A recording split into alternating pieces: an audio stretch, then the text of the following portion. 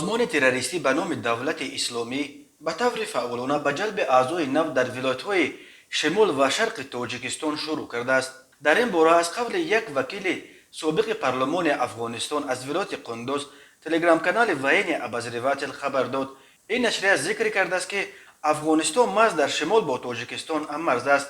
این نشریه همچنین یادآور شده است که رئیس جمهور روسیه ولادیمیر پوتین هفته گذشته در ملاقات با رهبران نهادهای امنیتی کشور اسنگ گفت تروریست‌ها از سوریه و عراق به صورت فعالانه از سوریه و عراق به افغانستان آمده ایستادند و می توانند از آنجا به تفسیه طلبی به طرف کشورهای همسایه سر کنند. جنگیان حرکت تندرو طالبان که اخیراً افغانستان را غصب کردند می توانند مستقلانه خطر داعش را برطرف کنند. آنها در این مسئله حتی همکاری با امریکا را رد کردند. ولی جریان حادثه ها نشان میدهد که طالبان ظاهراً توان پوره گرفتن پیش روی داعش را ندارند.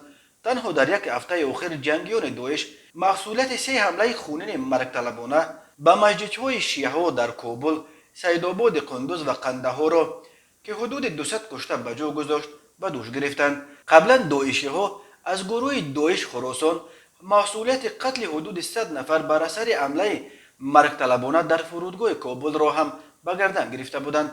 در دوشنبه ترس دارند که جنگیان زوده تاجیکستان هم از سوریه و عراق به شمال افغانستان آمدند و در سر قصد به این طرف پنج و امودریا و پیش از همه به افغانستان گسترش دادن جبهه به نام جهاد خود را دارند. حمایت کامل 1425 کیلومتر مرز تاجیکستان با افغانستان به دلیل ریلیف مرکب کوهستانیش امکان پذیر به نظر نمی رسد. در افغانستان در صف حرکت تندرو طالبان نیز دهها جنگجوی زوده تاجیکستان می جنگد.